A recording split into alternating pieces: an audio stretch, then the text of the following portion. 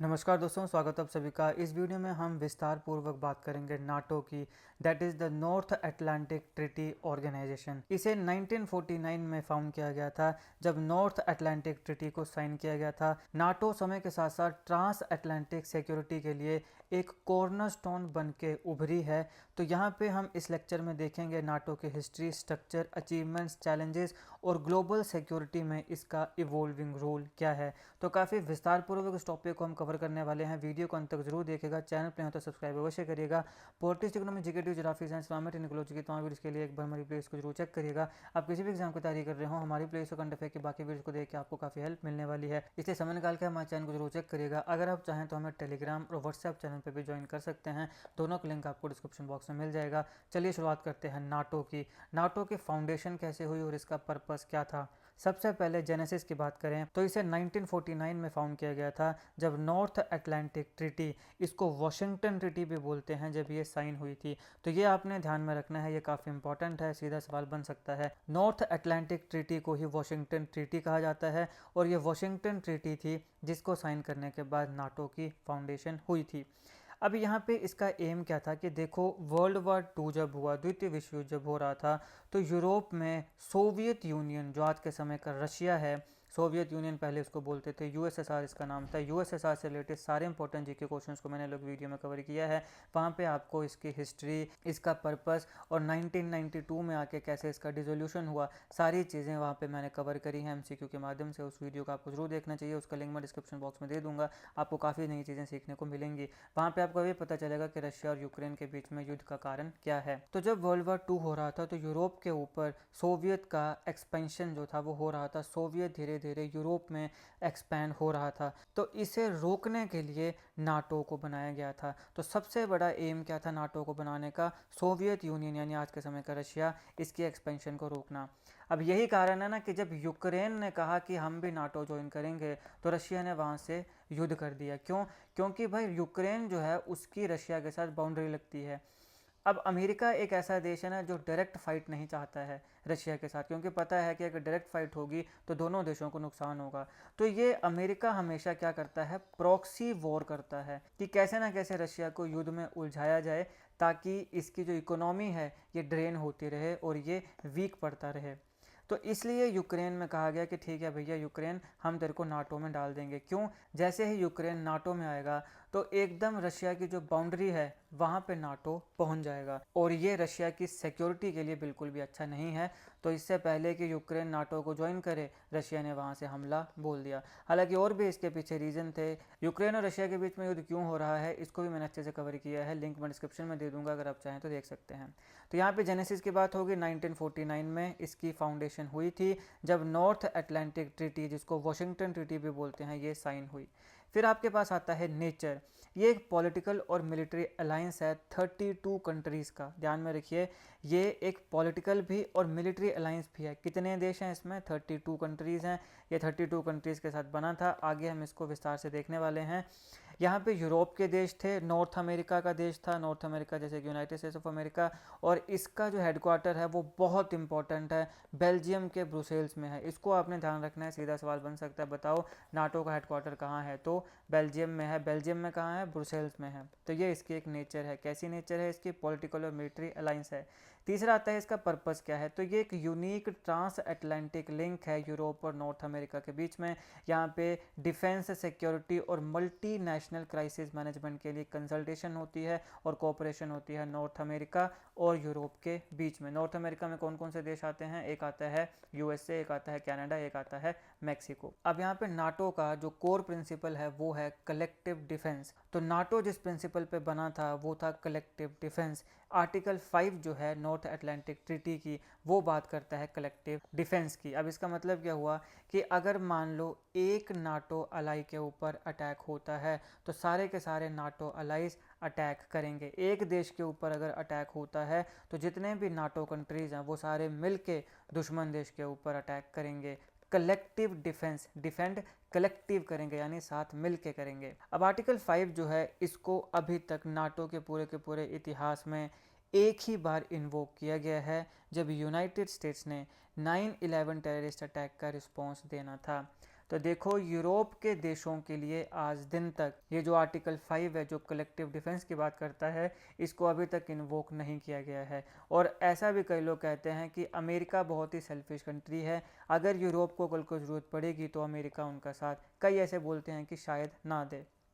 हालांकि ऐसी कोई नौबत अभी तक पड़ी ही नहीं है। लेकिन यूनाइटेड स्टेट्स में जब 9/11 टेररिस्ट अटैक हुआ था, 9/11 का जब आतंकवादी हमला हुआ था, तो उसके बाद फिर आर्टिकल 5 को इन्वोक किया गया था। अब हम बात करते हैं नाटो की मेंबरशिप की। तो इसमें जो फाउंडिंग मेंबर्स हैं वो 12 हैं, यानी जब ये बनी थी तो 12 मेंबर्स यहाँ पे थे। बेल्जियम था, कनाडा था, डेनमार्क था, फ्रांस था, आइसलैंड था, इटली था, लग्जमबर्ग था, नीदरलैंड्स था, नॉर्वे था, पोर्तुगल था, यूनाइटेड किंगडम था, यूनाइटेड स्टेट्स था। तो यहाँ पे आपको देखने को मिल रहे हैं यूरोप के देश हैं और नॉर्थ अमेरिका के 2 देश हैं, यूनाइटेड स्टेट्स और कनाडा। मैक्सिको यहाँ पे नहीं है। तो ये इसके फाउंडिंग मेंबर्स हैं। फिर यहाँ पे डेवलपमेंट्स होती हैं।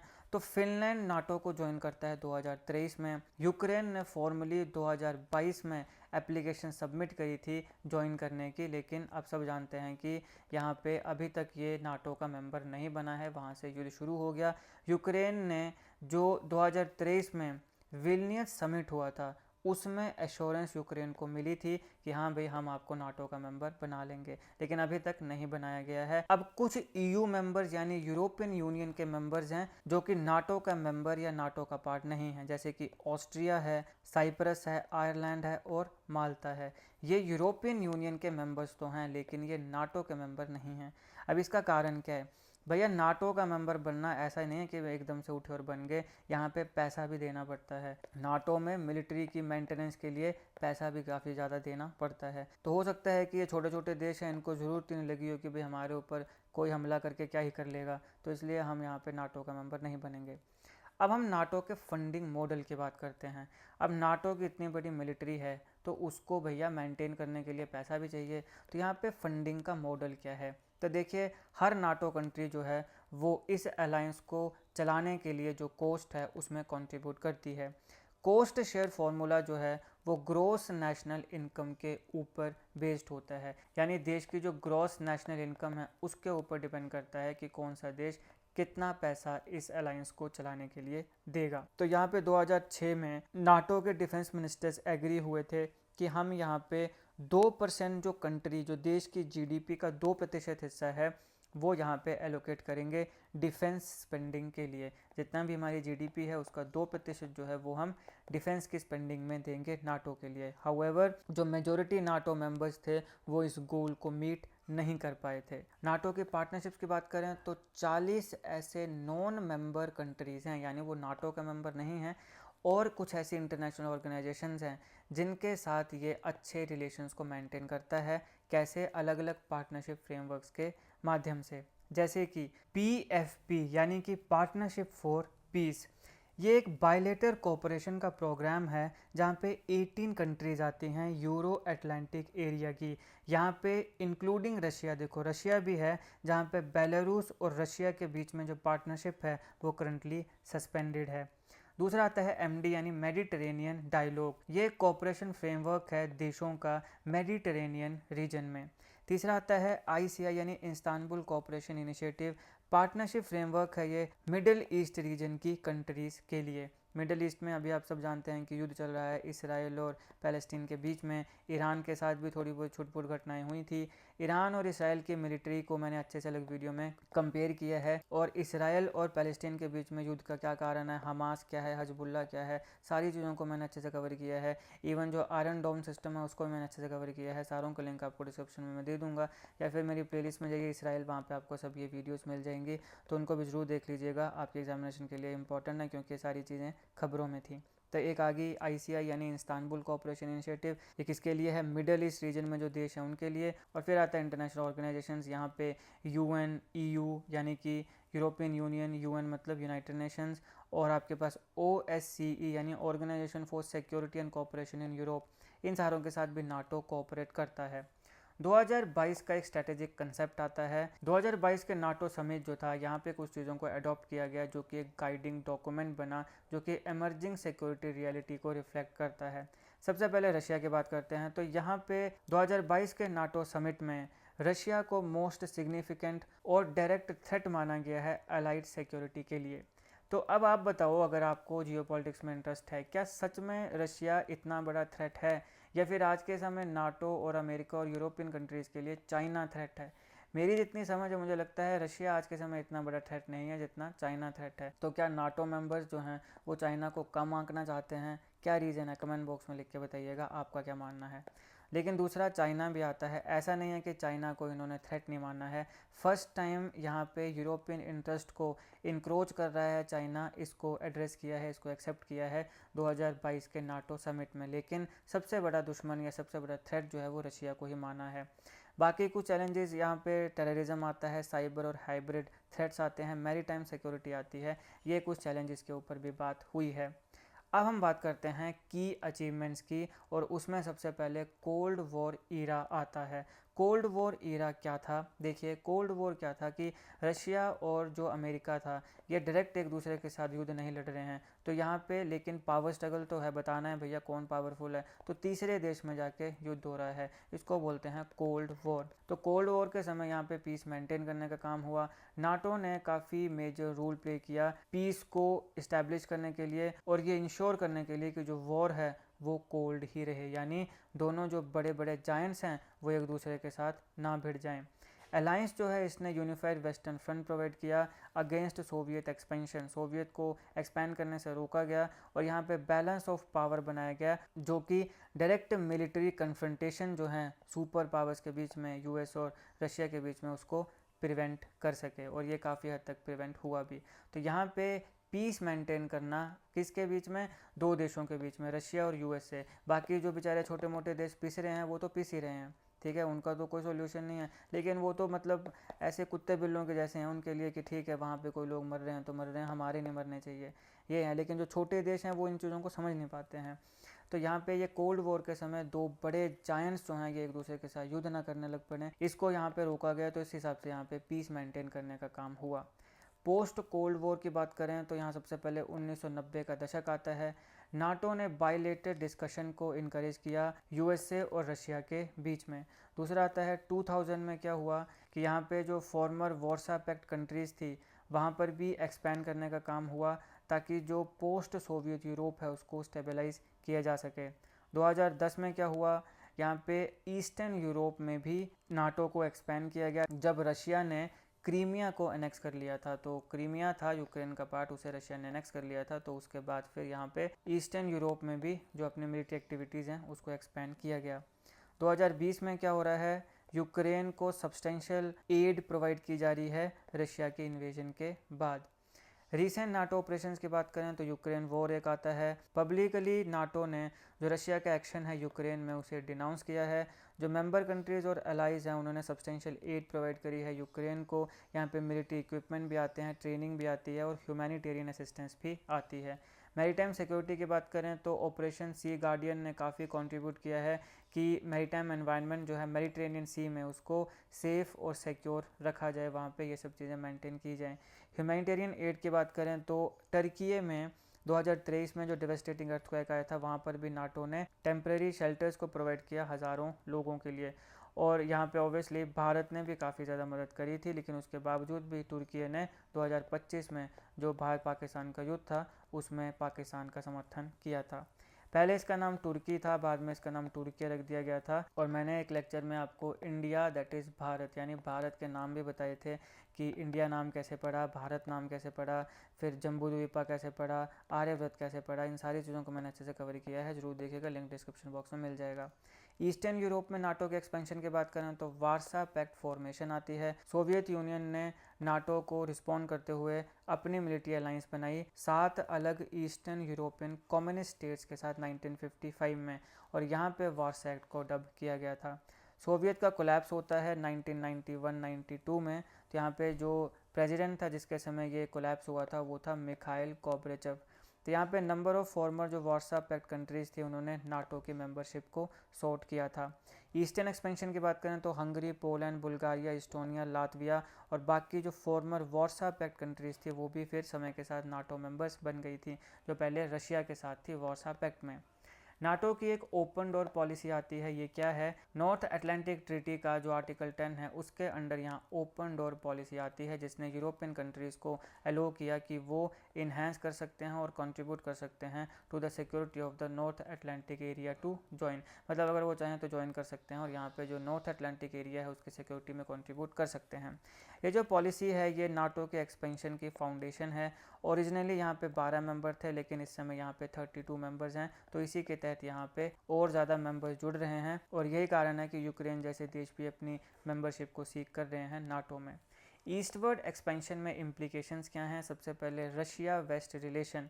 अब यहाँ पे ये जो ईस्टवर्ड एक्सपेंशन है इसको रशिया एक एग्रेसिव एक्ट देखता है, मतलब अपने खिलाफ ये एग्रेशन देखता है और यहाँ पे ये थ्रेटन करता है कि भैया इतने सालों से डिकेड से जो नाटो के साथ हम सिक्योरिटी कोऑपरेशन कर रहे हैं उसको भी हम ख़त्म कर देंगे। और यही एक कारण है कि इसकी वजह से रशिया जो है वो चाइना और ईरान जैसे देशों की तरफ जाता जा रहा है, क्योंकि इसको भी सिक्योरिटी अलाइंस चाहिए, तो चाइना और रशिया इसको अलाइंस दे रहे हैं। फिर दूसरा आता है मिलिटराइजेशन। नए जो नाटो मेंबर्स हैं उन्हें इनर्मस फंड्स को देना पड़ेगा ताकि जो वेस्टर्न कमांड स्ट्रक्चर है उसको इंटीग्रेट किया जा सके। तो यहाँ पे बहुत ज़्यादा ऐसा पैसा है जो प्रोडक्टिव सेक्टर से डाइवर्ट होकर मिलिट्री स्पेंडिंग में जा रहा है। फिर यहाँ पे यूरोपियन डिवीजन्स आती हैं। अब यहाँ पे क्योंकि बहुत ज़्यादा पैसा देना पड़ रहा है तो यूरोप में डिवीज़न भी पैदा हो रही है। यहाँ काफ़ी प्रॉस्परस नॉर्थ है लेकिन लेस प्रॉस्परस साउथ है। तो यहाँ ईस्टर्न यूरोप में और जो कंट्रीज़ थी फॉर्मर सोवियत यूनियन की उनके बीच में भी डिवीज़न्स आ रही हैं। अब यहाँ पे नाटो के एक्सपेंशन में रशिया का पर्सपेक्टिव क्या है? यूरोप में नाटो के एक्सपेंशन को रशिया एक डिस्टेबलाइजिंग फैक्टर की तरह देखता है और रशिया इसको सिग्निफिकेंटली ओपोज करता है। यहाँ पे मिलिट्री इंटरवेंशन की पॉसिबिलिटी को भी इंक्लूड किया जाता है और इसके एविडेंस हमें जॉर्जिया और जो अभी यूक्रेन में टेंशन चल रही हैं वो देखने को मिलती हैं। अब जब से सोवियत यूनियन का फॉल हुआ है तब से कई ऐसे मेंबर्स हैं जिनको नाटो में ऐड किया गया है, जबकि यहाँ पे कई बार रशिया को वर्बल एश्योरेंस दी गई कि हम ईस्टर्न एक्सपेंशन नहीं करेंगे, उसके बावजूद भी यहाँ पे एक्सपेंशन हो रही है। तो ये कहीं ना कहीं जो ट्रस्ट है नाटो और रशिया के बीच में उसको अंडरमाइन करता है और यही कारण है कि एग्रेशन और टेंशन्स हमें यहाँ देखने को मिलती हैं। पॉलिटिकल शिफ्ट बहुत बड़ा चैलेंज है। राइट विंग नेशनलिज्म धीरे धीरे यूरोप में फैल रहा है। इसकी वजह से जो इंटरनेशनल इंस्टीट्यूशन है जैसे कि नाटो उसके प्रति काफ़ी डिसकंटेंट हो रहा है और यूरोपियन यूनियन जो है उसको भी अब ज़्यादा सीरियसली कई ऐसे यूरोपियन देश हैं जो नहीं ले रहे हैं और यूएस की कमिटमेंट के ऊपर भी सवाल खड़ा होता है। फॉर्मर यूएस प्रेसिडेंट को कई बार जो इस अलाइंस की वैल्यू है उसके ऊपर क्वेश्चन किया गया है और ये कहा गया है कि यूएस को इस कमिटमेंट का आर्टिकल 5 जो है उसे ऑनर करना चाहिए, लेकिन फिर भी यूएसए के ऊपर यूरोपियन देश भरोसा नहीं कर पाते हैं। और फिर एक मेजर चैलेंज आता है the rise of China. Military expansion China की हो रही है। चाइना लगातार अपने मिलिट्री पोस्चर को इंडो पैसिफिक रीजन में एक्सपैंड कर रहा है और ये एक नया स्ट्रेटेजिक चैलेंज दे रहा है नाटो को। दूसरा आता है इकोनॉमिक इन्फ्लुएंस। चाइना का इकोनॉमिक फुटप्रिंट जो है वो यूरोप के इंडस्ट्रियल और टेक्नोलॉजिकल बेस को थ्रेटन कर रहे हैं। तीसरा आता है टेक्नोलॉजिकल कंपटीशन। चाइना जो है वो क्रिटिकल टेक्नोलॉजी जैसे कि 5G, AI, quantum computing in सब में काफ़ी एडवांसमेंट कर रहा है, जिसके वजह से नाटो मेंबर्स को काफ़ी ज़्यादा सिक्योरिटी कंसर्न्स ये क्रिएट कर रहा है। नाटो के फ्यूचर में क्या होगा? नए नए थ्रेट्स के लिए अडेप्ट करना पड़ेगा। तो साइबर डिफेंस आता है। यहाँ पे सोफिस्टिकेटेड साइबर अटैक्स को काउंटर करने के लिए अपनी कैपेबिलिटीज़ को स्ट्रेंथन करना पड़ेगा और यहाँ पे क्रिटिकल इंफ्रास्ट्रक्चर और गवर्नमेंट सिस्टम्स को भी टारगेट किया जा सकता है या किया जा रहा है। स्पेस सिक्योरिटी की बात करें तो डॉक्ट्रिन और स्पेस डोमेन में अपनी कैपेबिलिटी को डेवलप करना पड़ेगा और यही कारण है कि नाटो ने एक ऑपरेशनल डोमेन को डिक्लेयर किया 2019 में। क्लाइमेट सिक्योरिटी की बात करें तो यहाँ पे सिक्योरिटी इम्प्लीकेशन है क्लाइमेट चेंज के लिए, उसको एड्रेस किया जा रहा है और माइग्रेशन, रिसोर्स कंपटीशन और जो नेचुरल डिजास्टर्स हैं उनके ऊपर भी खुल के काम हो रहा है और आने वाले समय में और भी ज़्यादा होना चाहिए। अब नाटो के बैलेंसिंग एक्ट को अगर हम देखें तो कम्प्लेक्स चैलेंजेस हैं डिटरेंस को बैलेंस करने के लिए डायलॉग के माध्यम से। अब यहाँ पे डिफेंसिव पोस्चर जो है उसको तो स्ट्रेंथन किया जा रहा है रशिया के अगेंस्ट, लेकिन इसके साथ साथ किसी भी प्रकार के एस्केलेशन को प्रिवेंट करने के लिए डिप्लोमेटिक इंगेजमेंट के भी जो चैनल्स हैं उनको खोला जा रहा है।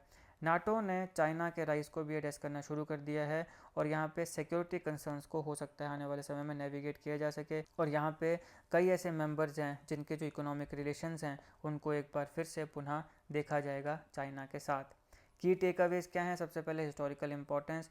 नाटो जो है वो ट्रांस अटलांटिक सिक्योरिटी के लिए कॉर्नरस्टोन रहा है 70 साल से ज़्यादा समय से, और यहाँ पे जो चेंजिंग सिक्योरिटी एनवायरनमेंट है उस पर उसने अडेप्ट किया है अपने आप को। कलेक्टिव डिफेंस की बात करें तो आर्टिकल 5 जो है वो एक बेडरॉक प्रिंसिपल की तरह काम करता है, और ये बताता है कि अगर एक मेंबर के ऊपर अटैक हुआ तो सारे के सारे मेंबर्स मिल के अटैक करेंगे, लेकिन अभी ऐसा नहीं हुआ है। इसको सिर्फ एक ही बार इन्वोक किया गया है जब 9/11 हुआ था अमेरिका के ऊपर। तीसरा आता है करंट चैलेंजेस क्या हैं, तो सिग्निफिकेंट चैलेंजेस हैं रशिया से चाइना का राइज़ है, रशिया का एग्रेशन है, इंटरनल कोहेशन के इश्यूज़ हैं, और साइबर और स्पेस डोमेन में काफ़ी ज़्यादा इमर्जिंग थ्रेट्स हैं।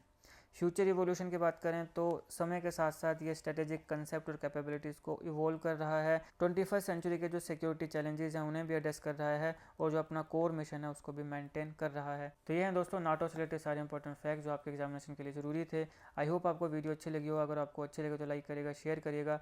Politics, economy, GK, geography, science, environment, ecology की तमाम वीडियोज़ के लिए एक बार हमारी प्लेस को जरूर चेक करिएगा। आप किसी भी एग्जाम की तैयारी कर रहे हो, हमारी प्लेस को करंट अफेयर के बाकी वीडियोज़ को देख के आपको काफ़ी हेल्प मिलने वाली है। इसे समय निकाल के हमारे चैनल को जरूर चेक करिएगा। अगर आप चाहें तो हमें टेलीग्राम और व्हाट्सअप चैनल पे भी फॉलो कर सकते हैं, दोनों का लिंक डिस्क्रिप्शन बॉक्स में दे दूंगा। ऐसे ही GK current affair, GK tricks की वीडियोस के लिए हमारे चैनल को सब्सक्राइब करिएगा, बेल आइकन को जरूर दबा दीजिएगा ताकि किसी भी वीडियो की नोटिफिकेशन आपसे मिस ना हो। आपका बहुत बहुत धन्यवाद।